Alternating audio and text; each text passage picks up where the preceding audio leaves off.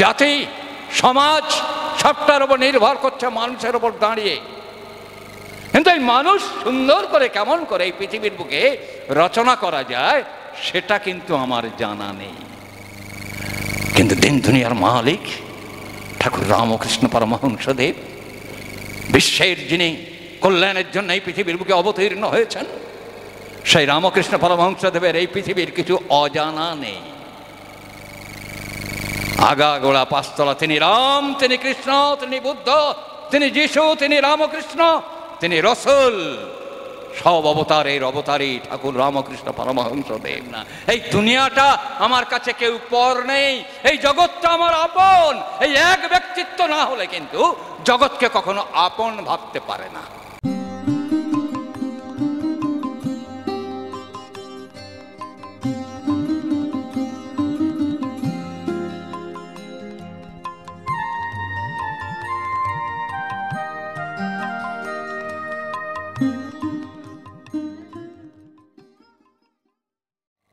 আজকের আলোচ্য বিষয়, এই বনগাঁ উৎসব কমিটি নির্বাচন করেছেন ঈশ্বর এক, ধর্ম এক, প্রেরিত পুরুষগণ একই বার্তাবাহী। এই শব্দ তরঙ্গ, এই কটি শব্দ ঈশ্বর এক, ধর্ম এক, প্রেরিত পুরুষগণ একই বার্তাবাহী, এই এমনতর বিপ্লবাত্মক ঘোষণা পৃথিবীর বুকে আজ পর্যন্ত কেউ কখনো করেননি, কেউ কখনো শোনেননি যে এমনতর শব্দ তরঙ্গ পৃথিবীর বুকে প্রকাশ করা যায়।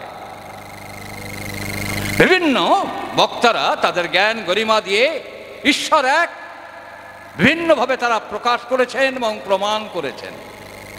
আর তার ধর্ম যে এক, আজকের ভারতবর্ষ তথাকথিত যে সংবিধান রচনা করে বলছেন সেলুলার কান্ট্রি, ধর্ম নিরপেক্ষ এই দেশ, ভুল কথা। ধর্ম বহু হলে তবে নিরপেক্ষতা আসে। ঈশ্বর যদি এক হয় তার ধর্ম চিরদিনই এক হবে। ঈশ্বর যখন দুই নয় তার ধর্ম কখনো দুই নয়। আজকের শোভাযাত্রায় যে প্রসেশন বেরিয়েছে পৃথিবীর বুকে, আজ পর্যন্ত রামকৃষ্ণ, বুদ্ধ, যিশু, মোহাম্মদ, চৈতন্য, শ্রীরামকৃষ্ণ, শ্রী শ্রী ঠাকুর অনুকূলচন্দ্রের প্রতিকৃতি নিয়ে পৃথিবীর বুকে একটাই মাত্র সংস্থা, শ্রী শ্রী ঠাকুর অনুকূলচন্দ্র সংস্থা। সেই সংস্থা তারা কিন্তু প্রত্যেককে বরণ করে, স্মরণ করে, নিত্য প্রার্থনায় সকাল সন্ধ্যা উচ্চারণ করে, রামকৃষ্ণ, বুদ্ধ, যিশু, মোহাম্মদ রূপায়িতম চৈতন্য রামকৃষ্ণানুকূলং পূর্বতনি পুরাণম শাশ্বতম বর্তমানম। পুরুষোত্তমের কথা শ্রী শ্রী ঠাকুর অনুকূলচন্দ্র সৎসঙ্গ ছাড়া আর কেউ এমনতর করে জানে বলে আমার জানা নেই। পরম পুরুষ রামকৃষ্ণ পরমহংসদেব, আমার কথা না। কেন রামকৃষ্ণ পরমহংসদেব এই কথাটা বলে গেছেন তাই আমি বলবার সাহস পেলাম। পৃথিবীর বুকে শ্রী শ্রী ঠাকুর অনুকূলচন্দ্রের শিষ্যত্ব গ্রহণ করেনি, অথচ জ্ঞান প্রাপ্তি তার ঘটবে, অসম্ভব। এটা আমি বলিনি। রামকৃষ্ণের পরম ভক্ত, বিশ্ববন্দিত ব্যক্তিত্ব, বিশ্ব প্রণম্য ব্যক্তিত্ব বিবেকানন্দ চিকাগো শহরে অ্যাড্রেসিং করছেন। তিনি অ্যাড্রেস করার সময় তিনি বলছেন, দেশ, জাতি, সমাজ সবটার উপর নির্ভর করছে মানুষের উপর দাঁড়িয়ে। কিন্তু এই মানুষ সুন্দর করে কেমন করে এই পৃথিবীর বুকে রচনা করা যায় সেটা কিন্তু আমার জানা নেই। কেন জানা নেই? কেন জানা নেই? রামকৃষ্ণ বলছেন ভারী সুন্দর করে কাশীপুর উদ্যানবাটিতে। তিনি প্রচন্ড যন্ত্রণা কাতরাচ্ছেন, ক্যান্সারের যন্ত্রণা, গলায় ক্যান্সার হয়েছেন, ওমা ওমা বলে কাঁদলাচ্ছেন। আমাদের বলরাম বসু মহোদয় ঠাকুরের পরম ভক্ত, তিনি তৎকালীন যুগের ভারতবর্ষের সর্বশ্রেষ্ঠ ডাক্তার মহেন্দ্রলাল সরকারকে বলছেন, অনুরোধ করছেন, আমার গুরুদেব পরমহংস রামকৃষ্ণ পরমহংসদেব তিনি ক্যান্সার যন্ত্রণায় ছটফট করছেন, আপনি যদি দয়া করে একবার গিয়ে তাকে চিকিৎসা করেন তাহলে আমি খুব ধন্য হব, সার্থক হব। আমার গুরুদেবকে যদি আপনি একটু চিকিৎসা করেন। মহেন্দ্রলাল সরকার বিশ্ববন্দিত ডাক্তার, তিনি বলছেন, দূর মশাই, আপনারা যাকে তাকে গুরুদেব বানিয়ে দেন, মনে হয় একটা চড় মারি। এই নকল গুরুগুলো যারা ক্যান্সারের যন্ত্রণায় ছটফট করছে, দুনিয়ার ব্যথা হরণ করতে এসেছেন নাকি ব্যথাহারী ভগবান, যদি এত ব্যথায় কাতরাতে থাকে তাহলে তাকে যদি আপনারা গুরু বলেন, তাকে মনে হয় এক থাপ্পড় মারি। বলরাম বসু রেগে গেছেন, কিন্তু প্রকাশ করছেন না, গুরুর চিকিৎসার জন্যে হাত জোড় করে বলছেন, একবার চলুন, আপনার মতো মহান ডাক্তার কাশীপুর উদ্যানবাটিতে গিয়েছেন।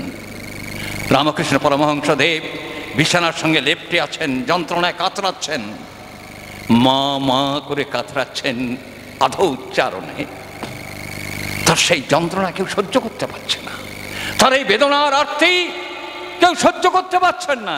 ডক্টর মহেন্দ্রলাল সরকার গিয়েছেন, সঙ্গে সঙ্গে রামকৃষ্ণ পরমহংসদেব আতশো হয়ে উঠেছেন। যিনি একটু মাথা তুলতে পারছিলেন না, আতশো হয়ে উঠে বলছেন,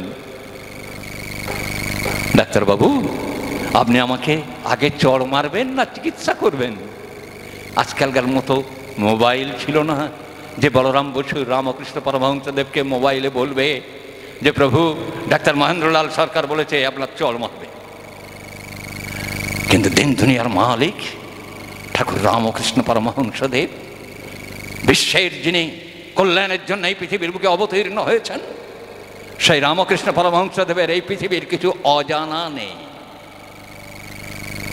আগা গোড়া পাঁচতলা, তিনি রাম, তিনি কৃষ্ণ, তিনি বুদ্ধ, তিনি যিশু, তিনি রামকৃষ্ণ, তিনি রসুল, সব অবতারের অবতারী ঠাকুর রামকৃষ্ণ পরমহংসদেব। ঠাস করে অবাক হয়ে গেছেন মহেন্দ্রলাল সরকার, ইনি কে? আমি ওখানে এই কথা উচ্চারণ করেছি, আর এখানে এই প্রভু রামকৃষ্ণ আমার কথা জেনে আমাকে এই কথা বলছেন। চমকে উঠেছেন, মাথা নত করে দিয়েছেন। কবীন্দ্র রবীন্দ্রনাথের কথায়, মাথা নত করে দাও হে তোমার চরণ ধুলার তলে। এই পুরুষোত্তম রামকৃষ্ণ পরমহংসদেব যন্ত্রণায় কাতরাচ্ছেন। একদিকে বিবেকানন্দ, ব্রহ্মানন্দ, অভেদানন্দ, শারদানন্দ প্রমুখ ভক্তরা, একদিকে বলরাম বসু, রামচন্দ্র দত্ত, গিরিশ ঘোষ, সবাই বসে ঠাকুরের জন্য প্রার্থনা করছেন। আর তার মধ্যে মহামতি বিবেকানন্দ, বিশ্ববন্দিত বিবেকানন্দ, তিনি ভাবছেন যিনি ব্যথাহারী ভগবান, তিনি যদি ব্যথায় এত কাতরাতে থাকেন তাহলে তিনি কি ভগবান? এই সন্দেহ, এই অবিশ্বাস, এই অবিশ্বাস এবং সন্দেহ দিয়ে কখনো ভগবানকে উপলব্ধি করা যায় না। সঙ্গে সঙ্গে দিন দুনিয়ার মালিক রামকৃষ্ণ পরমহংসদেব একটু মাথাটা তুলে বলছেন, আরে নরেন, তোর এখনো সন্দেহ গেল না? তুই এখনো আমাকে সন্দেহ করিস? ত্রেতায় রাম, দাপরের কৃষ্ণ, এক আধারে রামকৃষ্ণরে শালা, তোর বেদান্তের দিক থেকে না, অর্থাৎ তোর জ্ঞান গরিমা, তোর ইন্টেলেকচুয়ালিটি দিয়ে তুই কিন্তু কিছুতেই আমাকে বুঝতে পারবি না। আমাকে বুঝতে গেলে ভালোবাসা দিয়ে বুঝতে হয়, ভক্তি দিয়ে বুঝতে হয়, মমতা দিয়ে বুঝতে হয়, কারণ আমি মমতার মূর্ত প্রতীক। মমতা মানে মমতা, অর্থাৎ আমার সবটাই আমার। ঠাকুর রামকৃষ্ণের বিবর্তনী ছন্দে বিবর্তনের ধারাবে পুরুষোত্তম শ্রী শ্রী ঠাকুর অনুকূলচন্দ্র তিনি আবির্ভূত হয়েছেন এই ধরার বুকে। তার কাছে গিয়েছেন একজন বিখ্যাত সাংবাদিক চপলাকান্ত ভট্টাচার্য। তিনি গিয়ে বলছেন, ঠাকুর আপনার এই কর্মকাণ্ড বিশাল ব্যাপার, আপনি যদি একবার প্রেস কনফারেন্স করে পৃথিবীর বুকে জানিয়ে দেন আপনার এই সেবা, ভালোবাসা, আপনার এই কর্মকাণ্ড, আপনার এই বিজ্ঞান গবেষণা, এই ধর্মের মধ্যে যেমন সেবা পরিচর্যা আছে, সেটা যদি একবার আপনি সাংবাদিক সম্মেলন করে জানিয়ে দেন, সারা পৃথিবীর মানুষ জেনে যাবে। ঠাকুর অনুকূলচন্দ্র বিশ্বের মালিক, দিন দুনিয়ার মালিক, তিনি কি উত্তর দিয়েছিলেন জানেন? আপনার ছাওয়াল পাওয়ালেদের কোনোদিন জ্বর হয়েছিল নাকি? বলছেন, হ্যাঁ ঠাকুর, এই তো কয়েকদিন আগে আমার ছেলের জ্বর হয়েছিল, 1 মাস প্যারাটাইফয়েডে ভুগেছে। রাতে দিনে আমি রাতের বেলা আমার স্ত্রী এই ঘন্টা 2 ঘন্টা করে পালা করে করে মাথায় জলপট্টি দিতাম, 1 মাস ধরে এইসব দিয়ে দিয়ে আমার ছেলে এখন সুস্থ হয়েছে। বলে সাংবাদিক সম্মেলন করে জানাননি যে আপনারা স্বামী স্ত্রী মিলে রাত দিন জেগে আপনার ছেলেকে সেবা করেছেন, এটা জানাননি? বলছেন না ঠাকুর, ও তো আমার ছেলে, আমি তাদের সেবা করব, এর জন্য আবার সাংবাদিক সম্মেলন করে জানাই কি করে? বলছে তাই নাকি? আপনার ছাওয়াল পাওয়াল বলে আপনি জানাবার পাচ্ছেন না। এই দুনিয়াটা আমার কাছে কেউ পর নেই, এই জগৎটা আমার আপন। এই এক ব্যক্তিত্ব না হলে কিন্তু জগৎকে কখনো আপন ভাবতে পারে না। তাই আমরা নিত্য বলি একামেবাদ দ্বিতীয়ম শরণম, পূর্বেশামাপরিতার প্রবুদ্ধারীশয় শরণম, তদ্বর্তানুবর্তেনপি তরঃ শরণম, সত্ত্বানুগুণাবর্ণাশ্রম শরণম। এই উচ্চারণগুলো, এই মন্ত্রের উচ্চারণগুলো আজকের পৃথিবীর বুকে বিরল হয়ে যাচ্ছে, আজকের হারিয়ে যাচ্ছে।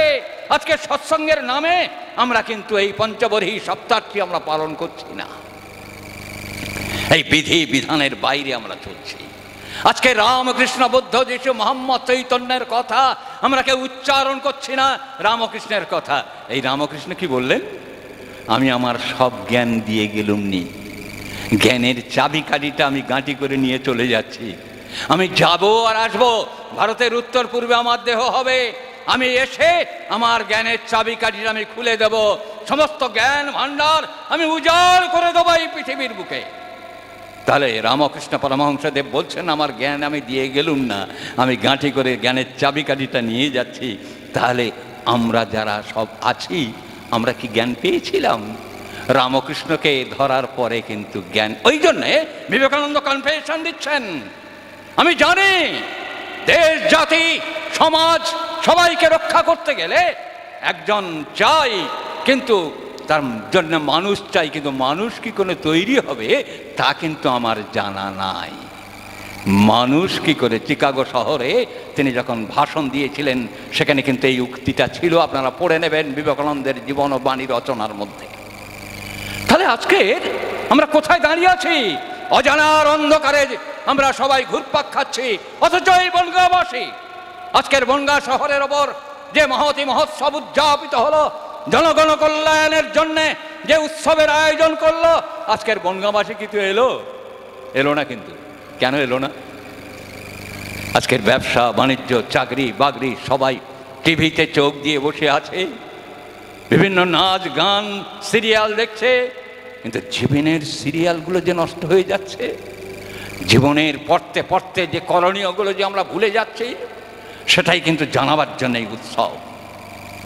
আমি বলিনি, মহামতি বিবেকানন্দ তিনি ভারী সুন্দর করে বলছেন, বাংলায় মলক জেগেছে, এই মলক যখন জেগেছে তখন ব্রহ্মানন্দ তার নেতৃত্বে তিনি প্রায় 400-500 খানা লঙ্গরখানা খুলে দিয়েছেন সারা বাংলায়। তখন হিমালয়ের ওখানে আছেন, সেখান থেকে বিবেকানন্দ চিঠি লিখছেন যে এই মলকের সময় আমার বাংলাবাসী আমার ভারতবাসীর মঙ্গলের জন্য তোমরা কি করেছ? তখন তার উত্তরে ব্রহ্মানন্দ লিখছেন আমি প্রায় 500 খানা লঙ্গরখানা খুলেছি। সঙ্গে সঙ্গে বিবেকানন্দ ফিরে এলেন, তোমরা 500 খানা খুলেছ, আমি 5000 খানা লঙ্গরখানা খুলে দেব, তাতে কি বাংলার বাসীর এই মড়ক যন্ত্রণা থেকে বাঁচতে পারবে, ক্ষুধার হাহাকার থেকে বাঁচতে পারবে? বলছে না। বলে তাহলে কি করতে হবে? বলে উৎসব উৎসব উৎসব। দিন দুনিয়ার মালিক ঠাকুর রামকৃষ্ণ পরমহংসদেব তিনি আবির্ভূত হয়েছেন জনগণ কল্যাণের জন্যে, তাঁর কথা মানুষের কাছে প্রচার করতে হবে। আজকের বনগাঁবাসী ডক্টর প্রভাত কুমার সরকার তাঁর সমস্ত সহকর্মীদের নিয়ে, ঋত্বিক অধৈর্য যাজক উদ্গাতা মণ্ডলীদের সঙ্গে নিয়ে এই যে মহতি মহোৎসবের আয়োজন করলেন, এই প্রত্যেকটা জনগণকে জীবনের কথা, জীবনের যাতনার মধ্যে মরণের যে হুঙ্কার, আর সেই মরণের হুঙ্কারের মাঝকে জীবনের আনন্দকে বিতরণ করার জন্যে পুরুষোত্তম শ্রী শ্রী ঠাকুর অনুকূলচন্দ্র আবির্ভূত হয়েছে, এইটাই বনগাঁবাসীকে জানান দেওয়ার জন্যে এই মহতি মহোৎসবের আয়োজন। সেই উৎসবে আপনারা যোগদান করেছেন, ইচ্ছায় অনিচ্ছায় যারা দূরে থেকে শুনছেন। এখানে কত জ্ঞানী গুণী বিশিষ্ট মানুষগুলো এখানে অতিথি অভ্যাগত হয়ে এসেছেন। আমার আগে অধ্যাপক অমলেন্দু চট্টোপাধ্যায় মহোদয় তিনি আপনাদের সামনে অত্যন্ত হালকা চালে অনেক দামি দামি মূল্যবান কথাগুলো বলে গেছে, সেটা কিন্তু আমরা গ্রহণ করতে পারিনি। আমার পরে আমাদের সংঘের সভাপতি মহোদয় আছেন, তিনিও একজন হাই স্কুলের শিক্ষক, অত্যন্ত জ্ঞানী মানুষ, পণ্ডিত মানুষ, তিনি আপনাদের সামনে আপনাদের কাছে প্রভুর কথা বিতরণ করবেন। আমি সময় নষ্ট করব না, আমি চেষ্টা করি খুব অল্প কথায় প্রভুর কথা পরিবেশন করতে, সময়কে যেন, কারণ দেখলাম যে মাঝখানে বাড়ে ঝুমঝুম মটকায় খড় নেই, জানেন, আমার বাড়ে ঝুমঝুম মটকায় খড় নেই, মাঝখানটায় ওপরটা টাক পড়ে গেছে, বাড়ে ঝুমঝুম দু চারটে কুলকুল কুলকুল করে চুলগুলো উঠছে। আমার অবস্থা কিন্তু বর্তমান সভায় তাই হয়েছে, বাড়ে ঝুমঝুম মটকায় খড় নেই, মাঝখানটা পুরো ফাঁকা হয়ে গেছে এই ত্রিপল পাহারা দেওয়ার জন্যে। তাই আমি হতভাগ্য, আপনাদের কাছে প্রাণ খুলে কথা বলতে পারলাম না। এরপরে আবার উৎসব হবে, আবার জীবনের উৎসব হবে, জীবনের কথা আপনাদের কাছে আমি যদি বেঁচে থাকি আবার আসবো, পরিবেশন করব। তবে এটাকে বলি আমার দাদা মায়েদের উদ্দেশ্যে, আজকের মারা কাঁদছে, হাহাকার করে কাঁদছে। আমি কালকে কথায় কথা বলে ফেলছিলাম, আমার খুব প্রিয়জনকে, আমার খুব স্নেহভাজন, এই এখানে তার ল্যাবরেটরি আছে, সে বললে আমার একটি ছেলে ডাক্তারি পড়ছে, 3 বছর হয়ে গেল। আমার খুব স্নেহ, তারা ছোটোবেলায় বাচ্চার অবস্থা থেকে দেখে এসেছি। তোরা একটা ছেলে বেটা, আসলে তুই তো আমার সঙ্গে যোগাযোগ করিস নি, আমার সাথে ফোন করলে আমি বলতাম আরও 2-3টে ছেলে নেই, 2-3টে ছেলে হলে বাবা মা খুব সুখী হয় রে। এ কথা পৃথিবীর ইতিহাসে কেউ বলবে না। আমি সম্পদ নারায়ণ বন্দ্যোপাধ্যায় বলে গেলাম, আমার গুরু শ্রী শ্রী ঠাকুর অনুকূলচন্দ্রের কাছ থেকে শিখেছি, এর বিজ্ঞানটা আমি শিখেছি। আজকে প্রত্যেকটা মা হা কাঁদছে, বেদনায় যন্ত্রণায় মাগুলো হাহাকার করছে, প্রত্যেকটা পুরুষগুলো তার পৌরুষত্ব হারিয়ে যন্ত্রণা কাতরাচ্ছে, আমি বাঁচতে চাই, আমি বাঁচতে চাই। আর সেই কান্না শুনেছেন পুরুষোত্তম শ্রী শ্রী ঠাকুর অনুকূলচন্দ্র, তাই তিনি আমাদের কাছে এসে বাঁচিয়ে দিলেন। স্বামীর প্রতি টান যেমনই, ছেলেও জীবন পায় তেমনই। স্বামীতে স্ত্রীর নেইকো নিষ্ঠা, স্ত্রীতে স্বামীর নেইকো টান, এমনতর জীবন যাদের শ্রদ্ধার হয় সন্তান। এই বিজ্ঞানগুলো পুরুষোত্তম শ্রী শ্রী ঠাকুর অনুকূলচন্দ্র আমাদের কাছে পরিবেশন করেছেন। আমরা ব্যবসা বাণিজ্য, টাকা পয়সা, গাড়ি বাড়ি সব করেছি, গাড়ি বাড়ি নারী সব হাতে, কিন্তু হাহাকার, বুকের মধ্যে যন্ত্রণা। প্রত্যেকটা বৃদ্ধ বাবা কাঁদছে, প্রত্যেকটা মা কাঁদছে, যুবতী মা কাঁদছে, আমার ছেলে, একটা ছেলে মানুষ করতে পারছি না, অমানুষ হয়ে যাচ্ছে। হ্যাঁ গো মা, তুমি কি জিজ্ঞাসা করে দেখেছো তোমাকে, তুমি তোমার স্বামীকে কতটা পুজো করেছো, কতটা ভালোবেসেছো? ভালোবাসতে শেখনি, ভুলে গেছো। ভালোবাসা শিখতে গেলে পুরুষোত্তম শ্রী শ্রী ঠাকুর অনুকূলচন্দ্রের চরণ প্রান্তে যতক্ষণ না এসে দীক্ষা গ্রহণ করছে, ততক্ষণ তার জীবনে ভালোবাসা গজাবে না। তাই আজকের বনগাঁবাসীকে, আজকের উৎসবের শেষ দিন, আজকের আমি আহ্বান করে যাচ্ছি, আগামী বছর এই বনগাঁবাসী, এই ক্লাব, এই স্বামীজি ক্লাবের সদস্য মণ্ডলী সবার কাছে আমার করজোড়ে নিবেদন করে যাচ্ছি, আপনারা এই মহা মহোৎসব প্রতি বছর উদযাপন করবেন। প্রত্যেকটা মানুষের উৎসব, প্রত্যেকটা মানুষের জনগণ মঙ্গলের উৎসব, প্রত্যেকটা জীবনের উৎসব, প্রত্যেকটা জীবনকে আনন্দ দেওয়ার উৎসব। সেই উৎসবে আপনারা সবাই যোগান দেবেন, যোগদান করবেন। এই আগামী দিনের জন্যে এই আহ্বান জানিয়ে যাই। এখন আপনাদের সামনে উপস্থিত হবেন আমাদের সংঘের বরেণ্য সভাপতি শ্রদ্ধেয় বিষ্ণুপদ দাস মহোদয়। এখন আমি আসছি। জয় গুরু, সবাই ভালো থাকবেন। জয় গুরু, বন্দে পুরুষোত্তমম।